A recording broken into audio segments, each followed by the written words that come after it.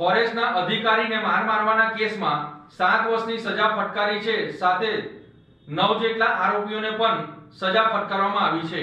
આ મામલે ગોપાલ ઇટાલિયા અને ઈસુદાન ગઢવીએ શું પ્રતિક્રિયા આપી, સાંભળો। આજરોજ રાજપીપળા કોર્ટ દ્વારા ચૈતર વસાવાને અને તેમની પત્ની સહિત કુલ 9 લોકોને સજા ફટકારવામાં આવી હતી અને 25,000 રૂપિયાનો દંડ પણ કરવામાં આવ્યો હતો। ચૈતર વસાવાની સામે 2023માં વન કર્મચારીઓ પર હુમલો કરવાની ઘટનામાં જે કેસ દાખલ થયો હતો તેનો આજરોજ ચુકાદો આવતા ચૈતર વસાવાને 7 વર્ષની સજા કરવામાં આવી છે। સાથે સાથે તેમની પત્ની અને કુલ 9 લોકોને પણ 7 વર્ષની સજા ફટકારવામાં આવી છે અને તેની સાથે 25,000નો દંડ ફટકારવામાં આવ્યો છે। ચૈતર વસાવા ઉપર ઉપરા છાપરી 10થી વધુ કેસો થયા હતા અને તેમાંથી આ એક કેસમાં કોર્ટનો ચુકાદો આવતા હાલ ચૈતર વસાવાને જેલના સળિયા પાછળ મોકલવાની તૈયારીઓ કરવામાં આવી રહી છે। ત્યારે આ ઘટનાની જાણ થતાં આમ આદમી પાર્ટીના ધારાસભ્ય ગોપાલ ઇટાલિયા અને ઈસુદાન ગઢવી દ્વારા જે પ્રતિક્રિયા આપવામાં આવી છે તે સાંભળો। ચૈતરભાઈનો જે કેસ છે 2023ની સાલમાં ફોરેસ્ટના જે કર્મચારી છે એમણે અન્ય કોઈક જે વ્યક્તિ હશે એમણે ફોરેસ્ટની જમીન ઉપર કંઈક ઇલીગલી એમણે વાવેતર કરેલું હતું અને એ વાવેતર દૂર કરેલું હતું ફોરેસ્ટના કર્મચારીઓ। એના અનુસંધાનમાં આ જે ચૈતરભાઈ વસાવા છે એમણે આ જે ફોરેસ્ટના કર્મચારી છે એમને એમના ઘરે બોલાવી અને એમને જે છે ધાક ધમકી આપેલી, એને જે પિસ્તોલ કે જે બંદૂક હતી એનાથી એમણે હવામાં ગોળીબાર કર્યું હતું અને દોલ ધપાટ કરી હશે અને એ દોલ ધપાટ કરી હતી અને આવો એક બનાવ હતો। અને પછી બીજે દિવસે એના જે પીએસ છે એ પીએસ જે છે એમણે એને અન્ય જે ઇસમો છે એમણે 30,000ની 60,000ની બે ઇસમોને આપવા માટેની ખંડણી માંગેલી હતી। એના અંગેનો આ કેસ હતો અને આ કેસમાં આવી રીતના અહીંયા નામદાર એડિશનલ ડિસ્ટ્રિક્ટ એન્ડ સેશન જજ સાહેબની કોર્ટમાં એવી હીરપરા સાહેબની કોર્ટમાં ચાલી ગયો અને આમાં શરૂઆતમાં ડીજીપી શ્રી જે ગોહિલ સાહેબે ઇનિશિયલ એમણે આ ટ્રાયલ ચલાવેલી હતી અને ત્યારબાદ એમાં જે સ્પેશિયલ પીપી છે નાયર સાહેબ એમને અગાઉની કાર્યવાહી એમને ચલાવેલી હતી અને આ કાર્યવાહી ચાલી જતાં આજ રોજ નામદાર કોર્ટે 7 વર્ષની કેદની સજા અને 25,000 રૂપિયાનો દંડ જાહેર કર્યો છે અને તમામે તમામ 5 જે પુરુષ આરોપી છે અને 4 સ્ત્રી આરોપી છે તમામને રાજપીપળા કોર્ટમાં આપણે રાજપીપળા જેલમાં આપણે જ્યુડિશિયલ કસ્ટડીમાં લેવાનો હુકમ કર્યો છે હાલ। અને એમાં અરજી આપવામાં આવી છે કે જિલ્લા ટ્રાન્સફર માટેની અરજી પણ હાલ આપી છે, કારણ કે આ જે મેટર છે એ મેટરમાં જો અહીંયાની જેલમાં રાખવામાં આવે તો અહીંયા નર્મદા જિલ્લાનું જે વાતાવરણ છે એ એમાં તકલીફ પડે એમ હોય અધર ડિસ્ટ્રિક્ટમાં એમને ટ્રાન્સફર કરવા માટેની અરજી પણ આપી છે। આજે એક મહત્વના સમાચાર મળ્યા છે, બધાને જાણ છે એવી રીતે ગુજરાતભરમાં છેલ્લા ઘણા વર્ષોથી આદિવાસી સમાજ સાથે ખૂબ અન્યાય થતો હતો। આદિવાસીઓની જમીન અલગ અલગ સરકારી પ્રોજેક્ટમાં પડાવી લેવી, આદિવાસી બાળકોની શિષ્યવૃત્તિ ખાઈ જવી, આદિવાસી વિસ્તારોમાં નકલી કચેરીઓ ખોલવી અને આદિવાસીઓ સાથે ભયંકર અન્યાય અને અત્યાચાર કરવામાં આવતો હતો। એવા સમયે 2022ની વિધાનસભાની ચૂંટણીમાં આદિવાસી સમાજ માટે એક આશાના કિરણ તરીકે ચૈતર વસાવા નામનો આગેવાન ઉભરી આવ્યો અને ચૈતર વસાવા 2022ની વિધાનસભાની ચૂંટણી જીત્યા પછી ધારાસભ્ય તરીકે ગુજરાતભરના આદિવાસીઓના પ્રશ્નોનું, પીડાનું, સમસ્યાનું સતત નેતૃત્વ કરતા આવ્યા છે। એ ચાહે આદિવાસી બાળકોના સ્કોલરશિપનો મુદ્દો હોય, જળ જમીન જંગલના અધિકારોનો મુદ્દો હોય, ગ્રામ પંચાયતોની સ્વાયત્તાનો મુદ્દો હોય, અનુસૂચિ 5 અનુસૂચિ 6નો મુદ્દો હોય, માઇનિંગને લગતા મુદ્દા હોય, આદિવાસી વિસ્તારોમાં આદિવાસી બાળકોના અનામતના દાખલા બાબતના મુદ્દા હોય, તમામ મુદ્દે ચૈતર વસાવાએ ગુજરાતભરમાં પૂરી મજબૂતીથી, પૂરી તાકાતથી લડાઈ લડી છે અને આદિવાસી સમાજ માટે ન્યાય અપાવવાનું કામ કરતા આવ્યા છે। ભાજપે ચૈતર વસાવાને ઝુકાવવા માટે, ડરાવવા માટે, એને મનોબળ તોડી નાખવા માટે અનેક પ્રયત્નો કર્યા।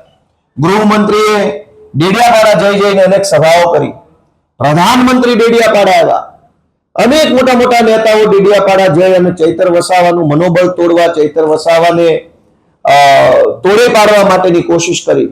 પણ ચૈતરભાઈ વસાવા બિરસા મુંડાના વારસદાર છે, વંશજ છે, કે ભાજપ સામે ઝૂક્યા નહીં. અને એટલે ભાજપે સરકારી મશીનરીનો ખોટો ઉપયોગ કર્યો. એક સરકારી ખોટો ફરિયાદી ઉભો કર્યો, સરકારી પંચ, સરકારી વકીલ, સરકારી પોલીસ અને બધા સરકારી માણસોએ ભેગા મળી 2 વર્ષ પહેલા ચૈતર વસાવાની સામે ખોટું પ્રપંચ ઉભું કર્યું. ચૈતરભાઈને જેલમાં રાખવામાં આવ્યા અને જેલની અંદર પણ ભાજપ તરફથી એને એવું સામદામ કરવામાં આવ્યું કે ભાઈ તમે પક્ષપલટો કરી લો તો તકલીફ નહીં પડે. પણ ચૈતર વસાવા ફાઇટર છે. એ આદિવાસી સમાજ માટે, ગુજરાતના લોકો માટે લડવા વાળો માણસ છે, ઝૂકવા વાળો નથી. ભાજપે જ્યારે એમને જેલમાં નાખ્યા તો આદિવાસી સમાજે ચૈતર વસાવા પાસે આશા રાખી.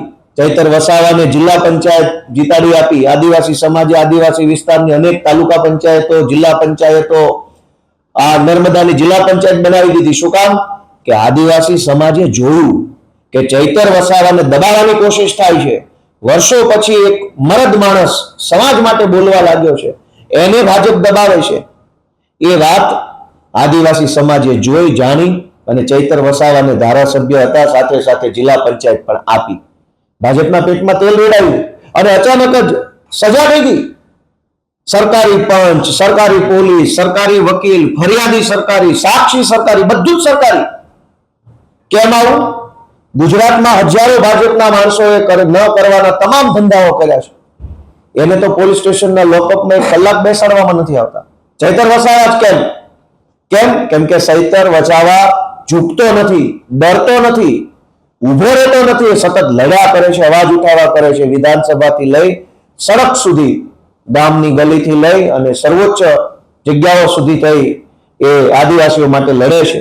આજે બહુ આદિવાસી સમાજ નારાજ થયો છે, દુઃખી થયો છે. ભાજપે જે ષડયંત્ર કરીને આદિવાસીઓના અવાજને દબાવવાનું જે કામ કર્યું છે એનો જવાબ ચૈતર વસાવા આપશે. આમ આદમી પાર્ટી તો આપશે જ આપશે, પણ આદિવાસી સમાજ ભાજપને જવાબ આપવાની છે આ જે ભાજપે જે ષડયંત્ર કર્યું છે એનો. Thank you. સાક્ષી સરકારી, પોલીસ સરકારી, ફરિયાદી સરકારી, વિટનેસીસ બધા સરકારી, પંચનામું સરકારી, બધું જ સરકારી છે.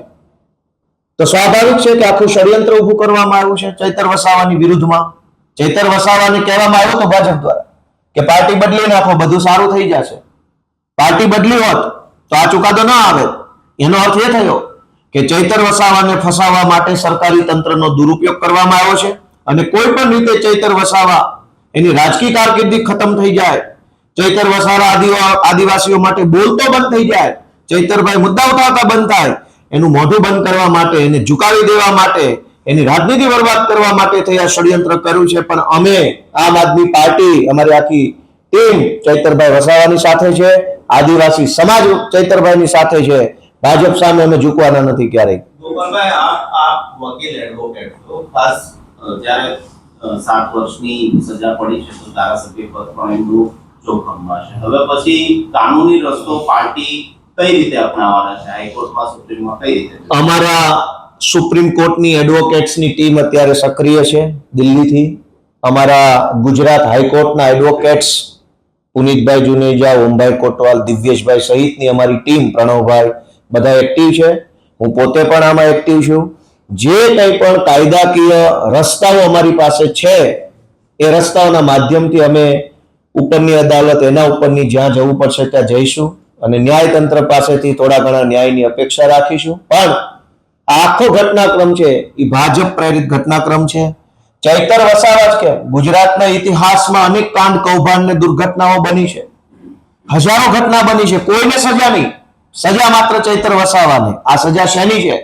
આદિવાસીઓ માટે, ગુજરાત માટે બોલવાની સજા થઈ ચૈતર વસાવાને, અવાજ ઉઠાવવાની સજા થઈ, ભાજપ સામે નહીં ઝૂકવાની સજા થઈ છે, સરેન્ડર નહીં થવાની સજા થઈ. પણ અમે લડી લઈશું. આવું તો ઘણા બધા નબળા સમયને, નબળા સંજોગોને અમે જોયા છે. આમાંથી પણ બહાર આવશે ચૈતરભાઈ. અમે બધા ભેગા મળીને લડીશું અને ચૈતરભાઈ ગુજરાતનો હીરો છે, એ હંમેશા આગળ વધતા રહેશે. એવું માનવું એ આપણી ફરજ છે. કેમ કે છેલ્લા ચુકાદાઓ જે આવ્યા છે એ પણ સરકાર પક્ષે એવું ઘણા બધા લોકો કહેતા હોય છે. લોકો કહે છે તો એ વાતમાં કંઈક હશે જ. Thank you. Thank you.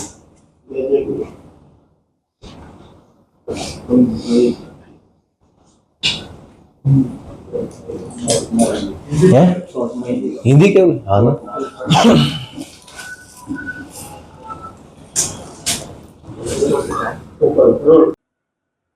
આદિવાસી સમાજ માટે સતત લડત ચલાવતા ચેતર વસાવા ભાજપને આંખના કણાની જેમ ખૂંચતા હતા અને એટલા જ માટે ચેતરભાઈ ઉપર વારંવાર કેસો કરવામાં આવે, વારંવાર જેલ નાખવામાં આવે. તમે જુઓ, એક દિવસ એવું બને છે કે વન કર્મચારીઓ આદિવાસી સમાજની જમીનમાં જઈને રાત્રે 2 વાગે ઊભો પાક વાઢી નાખે છે. સ્થાનિક ધારાસભ્ય તરીકે ચેતરભાઈ વસાવા પાસે રાવ જાય છે. ચેતરભાઈ વસાવા એ વન કર્મચારીઓ સાથે વાતચીત કરે છે અને કહે છે કે ભાઈ તમે રાત્રે 2 વાગે આમના ઊભા પાકે જળ જંગલ જમીનમાં જે કાનૂન લાગુ પડે છે એ અંતર્ગત આદિવાસી સમાજને જમીન આપવામાં આવેલી છે અને ઊભા પાકમાં તમે લણી નાખો છો, અને એ પણ રાત્રે 2 વાગે. એવું તો શું જરૂર પડી? અને ચેતરભાઈ વસાવા વન કર્મચારીઓને આદિવાસી સમાજ જે આગેવાન છે, જે ખેતર માલિક છે, એમની વચ્ચે સમાધાન કરાવે છે અને સમાધાન કરાવ્યા પછી નક્કી થયું કે ભાઈ આટલી રકમ ચૂકવવાની છે.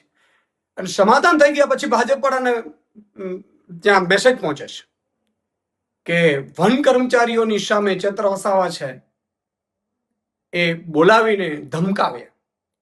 ભાજપને તો જાણે કે બધી જ બાજુથી, ચારે બાજુથી જેટલી પણ પાર્ટીઓ હોય એમાંથી ખરીદ ફરોખ્ત કરીને, ડરાવીને, ધમકાવીને, ખોટા કેસ કરીને, સજાઓ કરાવડાવીને જાણે પોતાની પાર્ટીમાં નાખી લેવાની એક હોડ જામી છે કે કોઈ પણ માણસ સામાન્ય જનતાનો અવાજ ઉઠાવવો ન જોઈએ, અમારા ડબ્બામાં, ગોડાઉનમાં પુરાઈ જવું જોઈએ.